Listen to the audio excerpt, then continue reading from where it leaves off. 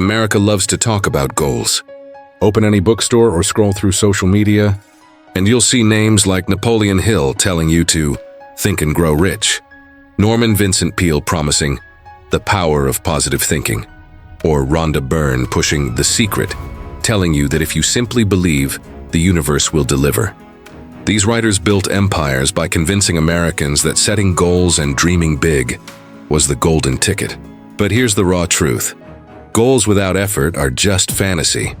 You can write your goals in journals, put them on vision boards, or repeat them in affirmations 1,000 times, but without effort. They are nothing more than bedtime stories for adults. They give you comfort, they make you feel like you're doing something, but in reality, you're standing still. Hello and welcome to Action Expo. If this is your first time here, here's what you need to know. This channel is not about feeding you dreams or soft motivation. It's about the reality that without action, nothing moves. Without sweat, nothing changes. And without effort, your most beautiful goals remain stuck as fantasies. Look at what happens every January in the United States. Millions of Americans set goals to get fit, eat better, or start that side hustle. They buy planners, download apps, and even quote motivational authors who told them success begins in the mind. But by February, the gyms are empty. The business plans are collecting dust. Dreams have faded. Why? Because the goals were written, but the effort wasn't given. Here's a picture for you. A man in California sets a goal to become financially free. He quotes Napoleon Hill, believing that if he just keeps his mind on riches, success will come. He tells his friends, shares posts online, and feels proud. But when the bills are due, when the rent goes up, when real life demands effort, nothing has changed. His goal was really just a fantasy, built on ideas without action. Now compare him with another person who had the same goal but a different approach. Instead of relying on manifestation or repeating lines from books, she cut expenses, took an extra job, and saved aggressively. She studied finance late into the night, failed at investments, learned, and tried again. While the first person was still thinking rich, she was working rich. One lived in fantasy, the other lived in effort. That's the difference.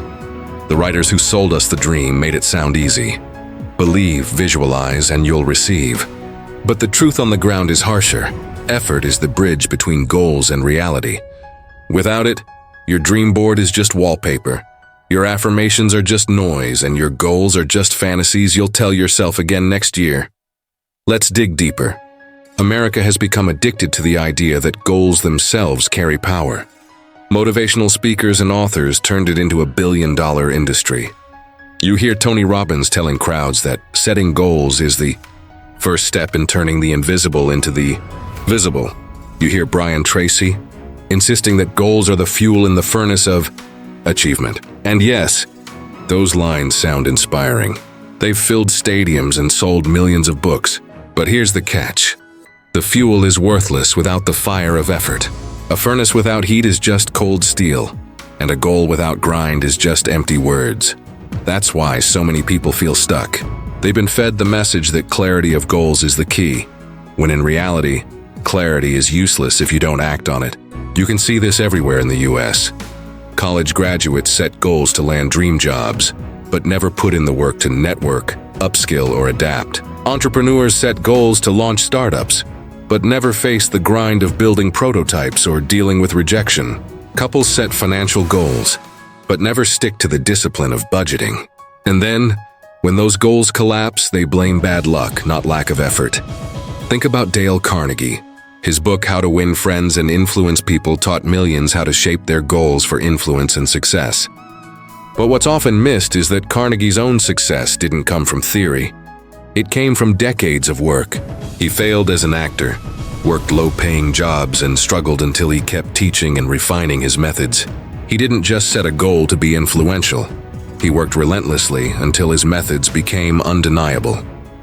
The problem today is that people pick up the books, highlight the quotes, maybe post about them online and stop there. They confuse inspiration with action. They think that writing a goal in a planner is the same as paying the price for it. But goals without effort are like signing up for a marathon and never running a mile. You look good at registration day, but when race day comes, you collapse before the first checkpoint. Here's a story that proves the point. In Chicago, a young man set a goal to run his own clothing brand. He followed Gary Vaynerchuk's advice about hustle, but only at the surface level. He spent more time dreaming about his logo than learning about supply chains. He posted motivational content but never sourced fabric, never built distribution, never took the grind seriously. 2 years later, his brand was still just a name on Instagram. Meanwhile, another kid in the same city had the same goal, but poured every spare hour into learning screen printing, saving money, and selling small batches at flea markets. He wasn't just dreaming, he was sweating. Today, his small hustle has grown into a real business. This is what Americans need to hear. Goals alone do not separate the successful from the unsuccessful. Everyone has goals. The difference is effort. And effort is ugly. It's long hours. It's rejection. It's late nights when no one is watching. It's doing the things you don't want to do. It's sacrifice. And that's why so many people give up. Because they fall in love with the fantasy of the goal, but never marry the grind of effort. The books, the seminars, the gurus, they'll always tell you to dream bigger, to set sharper goals, to write them down twice a day. But they'll never tell you the full price because effort doesn't sell as well as fantasy. Fantasy sells tickets, effort sells results. And that's why the shelves are full of motivational books. But the world is short on people who actually make it. America is obsessed with goals because they're easy to sell. They look good on paper. They sound good in conversation. They make you feel accomplished without actually being accomplished. That's why writers like Zig Ziglar became household names. He famously said, "A goal properly set is halfway reached." But here's the reality. In the United States, being halfway is still being broke, being unfit, being stuck in the same life. Halfway doesn't pay rent. Halfway doesn't feed your kids. Halfway doesn't build the business. Halfway is fantasy unless it's finished. This obsession with goals without effort has created what you could call the American illusion. Millions of people live in it every January when they set resolutions.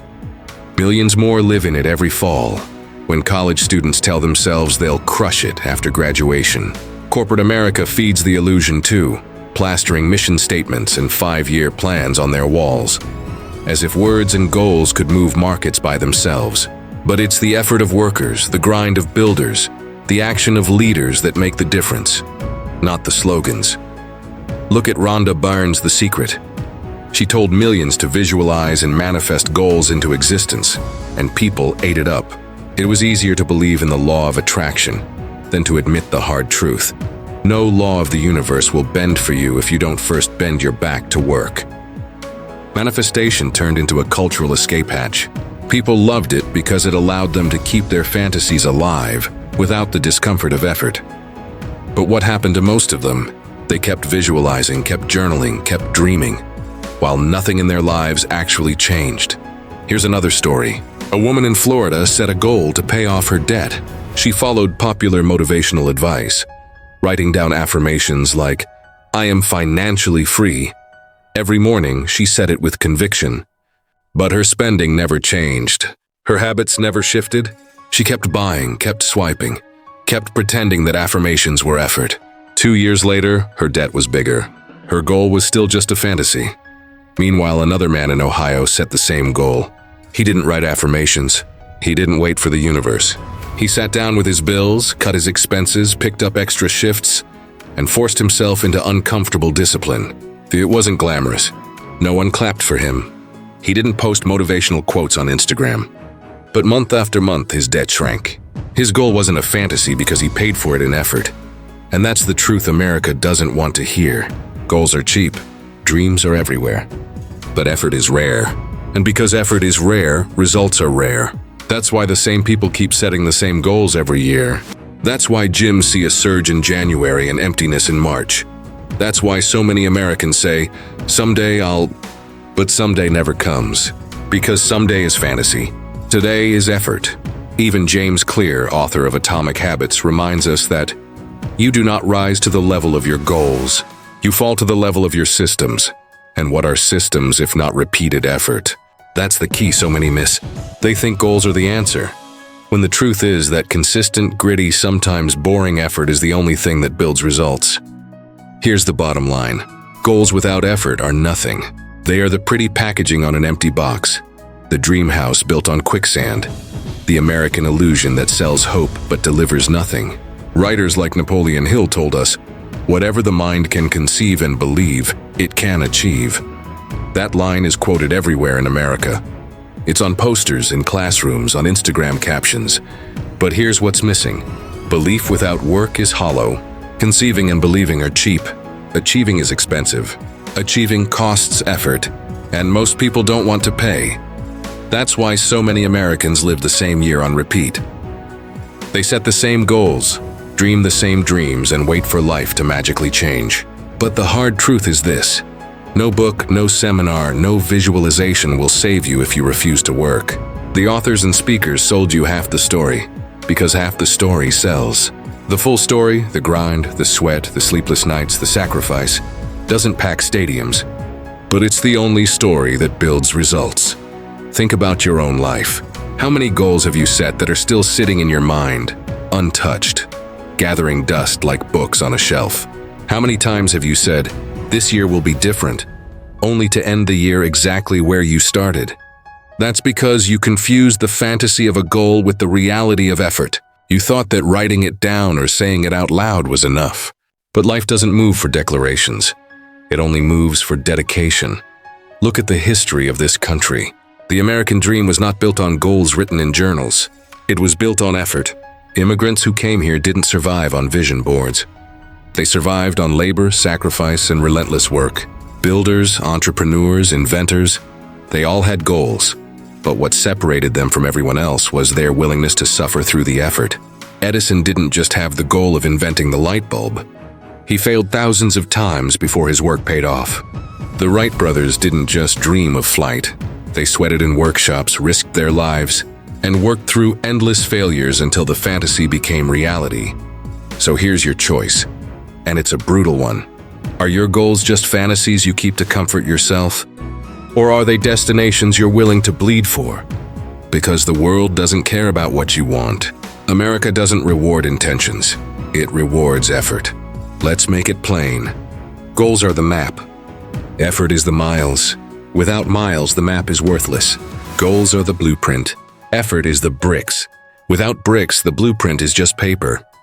Goals are the dream. Effort is the grind. Without grind, the dream is just fantasy. So if you're listening to this right now, here's your wake-up call. Stop worshiping your goals. Stop clinging to your dreams like they're enough. They aren't until you put in the effort, daily, messy, uncomfortable effort. Your goals will never cross the line into reality. Because the truth is simple, and it's one America doesn't want to hear. Effort is the only currency life accepts. You can't buy success with dreams. You can't buy freedom with fantasies. You can only buy them with action, with discipline, with work. And that's the signal. That's the real message. Everything else is just noise.